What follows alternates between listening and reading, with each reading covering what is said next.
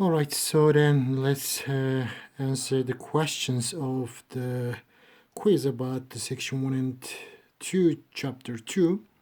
The first question is calculate the net torque acting on the bar in the figure, assuming the axis of rotation is perpendicular to the page and passes through the point O. So this is the axis of rotation. We are going to calculate the torque of each force according to this point. And after that, we are going to add the torque and then find the net torque. So first, 30 Newton force is acting on axis of rotation. If a force is acting on axis of rotation, torque is 0. So the first torque, 30 Newton torque force produces a torque which is equal to 0. And let's calculate the torque of the 10 Newton force. So then first we need to know what is the direction, what is the distance between axis of rotation and the force, which is equal to 4 meters. So distance for this force is 4 meters.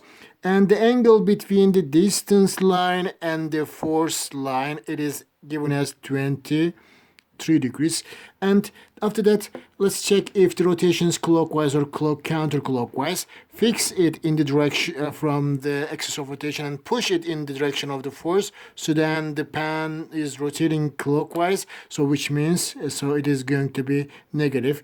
So let's calculate the torque of 10 Newton force, torque 2. Negative force is a 10 Newton multiplied by distance from force to axis of rotation is 4 meters multiplied by angle between the force and distance line, sine 23. So then if we multiply them all, let's calculate them all. 10 multiplied by 4 multiplied by sine of 23, which is equal to 15.6. So it is negative 15.6 Newton meter. Then it's asking you the net torque. What is the torque net? We need if two forces acting on the beam, so there must be two torque. So we will add them. Torque net is equal to torque 1 plus torque 2. Torque 1 is 0 because this force is acting on axis of rotation. Torque 2 is negative 15.6. So then result is negative 15.6 Newton dot meter. So then answer is C. A wheel in motion is in complete equilibrium, provided that complete equilibrium means then it must be both translational, so force for translational and rotational equilibrium. So rotational equilibrium. So in translational equilibrium, if an object is in translational equilibrium if the translational acceleration is 0, and if it is in rotational equilibrium if the angular acceleration is 0. So then let's check the one by one. The angular speed of the wheel is constant. If angular speed is constant, which means angular acceleration is 0, so rotational equilibrium, but this statement is not talking about the translational equilibrium. That's why this is not the correct answer. The translational, linear speed of the wheel is constant. This is called talking about the translational equilibrium because translational acceleration is 0 here. So then this is only translational equilibrium.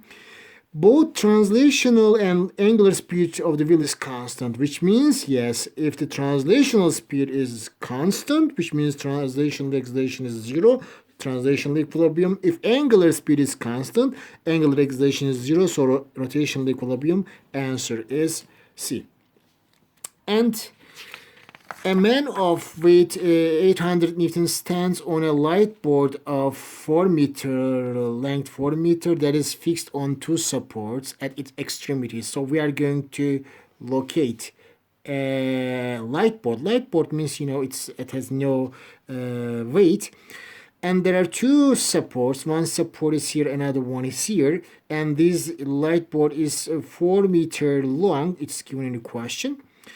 If the distance between the point where the man stands and the second support, let's say this is the second support.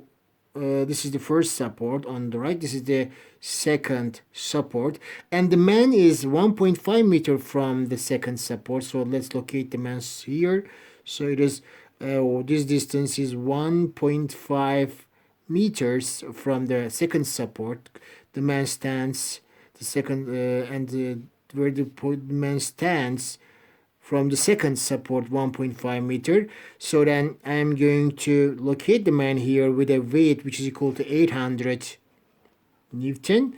So what is the force exerted by the first support? So then this is the first support. First support exerts a force F1. Second support exerts a force F2. Because we will find F1, we should choose the axis of rotation, the location of the second support. So then after that we are going to calculate the torque of each force. Now 800 Newton is acting downward. Fix it from the axis of rotation, push in the direction of the force, so its rotation is clockwise. So then this produces a negative torque.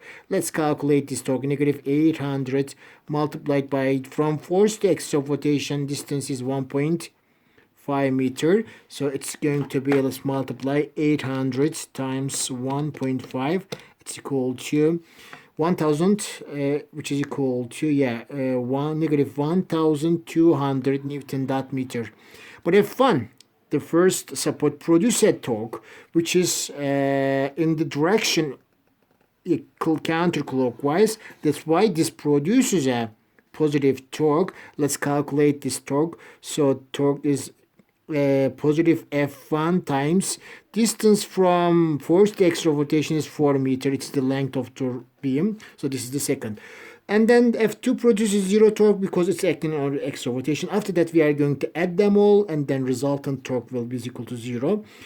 And for torque of the F1, which is 4F1, torque of 800 Newton, which is negative 1200 Newton, plus torque of this one, which is 0, must be equal to 0. Then 4F1 is equal to 1200. F1 is going to be 300 Newton. So answer is B. Which of the following object can be treated as a point mass? Point mass means if the question is, the sentence is about the translational motion, so it's going to be treated as a point mass. Rotating wheel is about the rotational motion, so rotational motion, it's the extended object. Earth rotating around is again rotational motion, rotational motion, again extended object. A car traveling a linear path, so then translational motion, so then point mass. This is the correct answer. Rolling ball, again rotational motion, extended object. And two objects have different masses, and therefore weights can be balanced on a simple beam if. So we are going to balance them on a simple beam like this. Here is the heavy one. One of them is heavy object. The other one is the light object.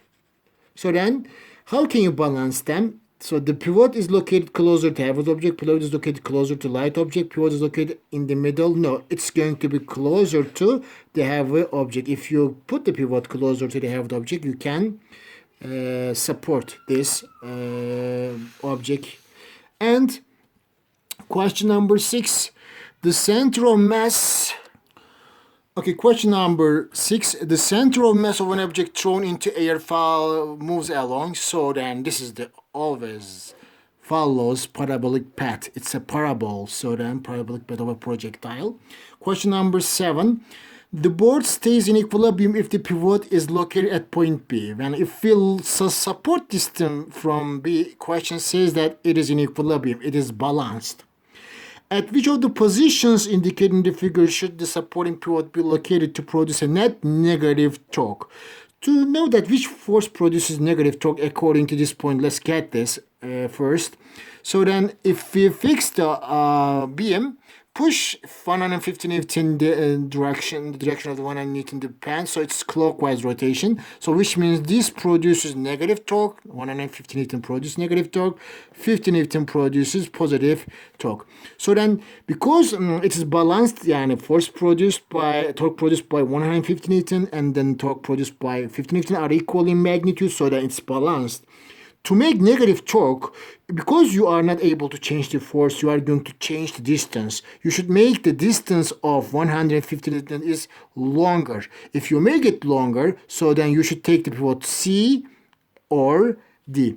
So answer is A. No, if you take it A, positive torque increases, so then it becomes net positive torque. But C and D both are possible. Both C and D can produce a negative torque. Question number 8. You want to change the torque produced on an object by a factor of 4. So, force torque must increase by which provides this. Double the force, half the distance. Double the force, half the distance means 2 and 2. Simplify, there is no change. Double the distance, half the force. Half the force, F over 2. Double the distance, 2. Again, simplify, there is no change.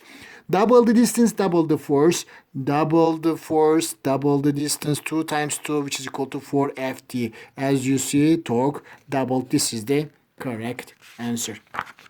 And minimum force that is required to start the rotation of the wheel at an angle of 30 degrees as in figure is 24. So then this torque can rotate the wheel. If less than that, no. So then let's calculate minimum torque which is needed to rotate this wheel. Say that the wheel has a radius of 1 meter.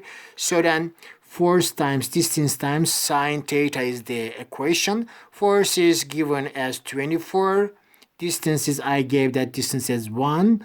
Sine of 30 degrees, which is equal to 1 over 2. So minimum torque to start rotation is 12 Newton dot meter. But question is asking you, what minimum force is needed to start the rotation when the force is applied tangent to the wheel? If the force is applied tangent to the wheel like this, so then angle becomes 90. So again, I'm going to apply this equation ft sine theta, but this time I will look for the force when angle is 90. So torque minimum torque must be 12 to start the rotation. Force is the question, but distance again 1, we didn't change the distance, but angle is sine 90. Sine 90 is 1. For that reason, 1 it is F is going to be 12 Newton. So the minimum force to start rotation when the force is applied tangent to the circle is 12 Newton. And if you are not able to loosen a knot with a wrench, which of the following should you do? So then assume that there is a wrench. Wrench is used to start the rotation of a knot.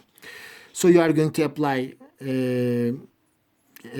some force and you are not able to rotate it. So then A, use a wrench with a longer handle. If you use a longer handle, so which means you increase D. It was initially less, but then greater D. If you increase the D, so in this case, torque increases, so you are able to do that. This is correct answer. Tie a rope at the end and wrench and pull the rope. So because you apply the same force and the distance is the same, this doesn't make difference. Use a wrench with a shorter handle. If you make this shorter handle, distance decreases, torque decreases. This is not correct answer. You should exert a force on the wrench closer. If you make it closer to the knot, so it's going to be, distance will be less. That's why torque will be smaller. This is correct answer.